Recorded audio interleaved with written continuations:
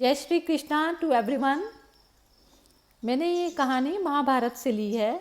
इस कहानी के माध्यम से शकुनी मामा के समस्त कार्य के पीछे की मंशा और कारण बताने का प्रयास किया है। महाभारत में सबसे बड़ा प्रश्न हमारे मन में यही आता है कि क्या शकुनी कौरवों का हितैषी नहीं बल्कि उनका विरोधी था।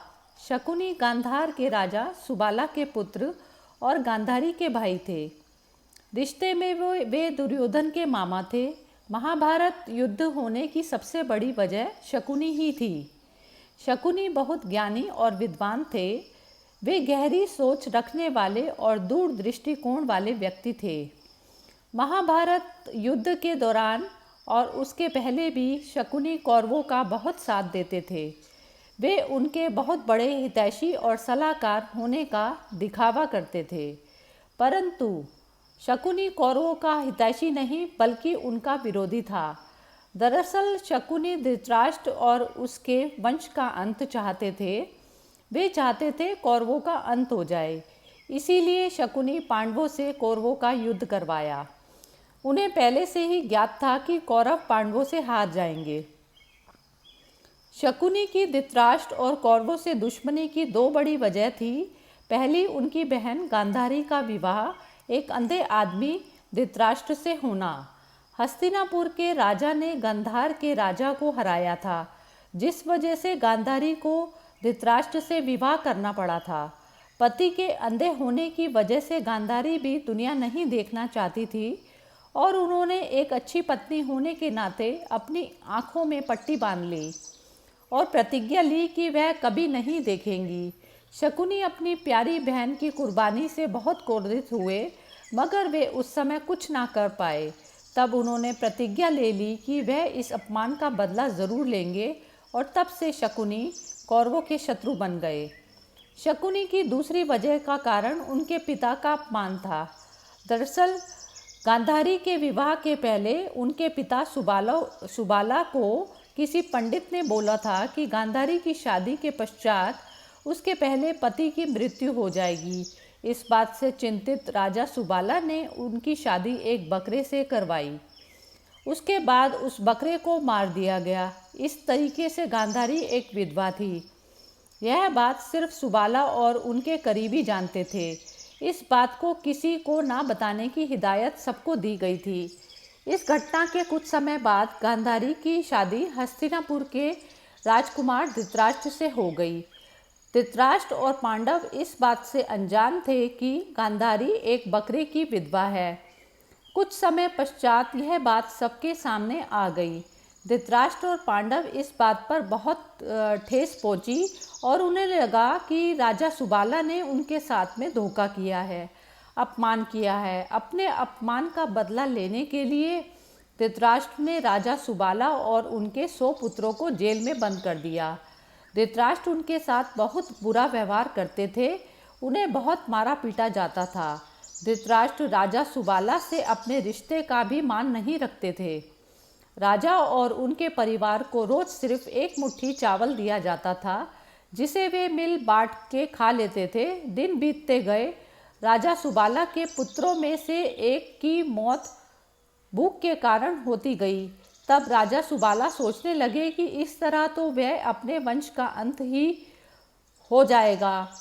धृतराष्ट्र के प्रति गुस्सा के चलते सुबाला ने निर्णय लिया कि वे अपने हिस्से का भोजन त्याग करेंगे और किसी एक को दे देंगे, जिससे उनमें से एक जीवित रहे और ताकतवर बने और उन सभी के अपमान का बदला ले सके।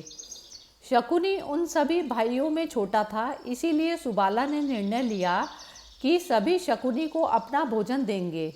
शकुनी अपने पिता के इस निर्णय के विरोध में थे। उनसे अपने पिता और भाइयों को इस तरह तड़पना नहीं देखा जाता था, लेकिन अपने पिता की आज्ञा के चलते उन्हें यह बात माननी पड़ी। इसी कारण शकुनी कौरवों का हितैषी नहीं बल्कि उनका विरोधी था। समय बीतता गया और राजा सुबाला भी अब कमज़ोर होते गए। इस दौरान उन्होंने धृतराष्ट्र से एक आग्रह किया। उन्होंने उनसे फिर माफ़ी मांगी और अपने एक पुत्र शकुनी को माफ़ कर जेल से बाहर निकालने को कहा। ये भी कहा शकुनी हमेशा उनके पुत्र कौरवों के साथ रहेगा और उनका हितैषी रहेगा। धृतराष्ट्र ने अपने ससुर की इस आखिरी इच्छा को मान लिया और शकुनी को हस्तिनापुर ले आए। राजा सुबाला ने इस बात के साथ ही अंतिम सांस ली, जिससे शकुनी कौरवों का शत्रु बन गया। मगर मरने से पहले सुबाला ने अपने पुत्र शकुनी से कहा कि उसकी रीढ़ की हड्डी से ऐसे पासे बनाना जो उसकी इच्छा के अनुसार अंक दिखाए। यही पासे शकुनी ने पांडव और कौरवों के बीच हुए खेल में उपयोग किए, जिसमें युधिष्ठिर अपने 4 भाई और पत्नी द्रौपदी को हार जाते हैं और द्रौपदी का चीरहरण होता है। यही खेल महाभारत युद्ध का मुख्य कारण था। राजा सुबाला चाहते थे ये पासे धृतराष्ट्र और उसके वंश के अंत का कारण बने, और यही हुआ।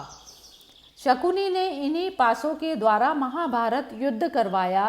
राजा सुबाला ने शकुनी का एक पैर भी मूर्छित कर दिया, ताकि उसे अपने पिता का यह वचन हमेशा याद रहे और वह अपने पिता और भाइयों का अपमान कभी ना भूले। शकुनी अपने पिता के वचन अनुसार 100 कौरवों के शुभ चिंतक बन के रहे, परंतु असलियत में शकुनी कौरवों का हितैषी नहीं बल्कि उनका विरोधी था। शकुनी ने कौरवों को अपने विश्वास में ले लिया कि वे उनके सबसे बड़े हितैषी हैं। साथ ही शकुनी उनके मन में हमेशा से गलत बात डालते रहे और गलत सीख देते रहे। शकुनी जानते थे कौरव पांडव को पसंद नहीं करते, जिसका उन्होंने फ़ायदा उठाया। इसी बात का उपयोग उन्होंने अपने कार्य को अंजाम देने के लिए किया। कुरुक्षेत्र में हुई महाभारत के सबसे बड़े जिम्मेदार शकुनी ही थे। उन्होंने दुर्योधन को पांडवों के खिलाफ भड़काया और गलत बात का बीज बोते गए।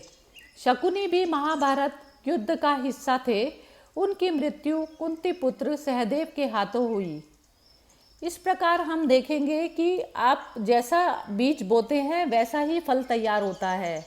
धृतराष्ट्र ने शकुनी के पिता के लिए गलत बीज डाले, इसी कारण उनको अपने 100 कौरव पुत्र खोने पड़े। इस कहानी से हमें यह पता चलता है। जय श्री कृष्णा।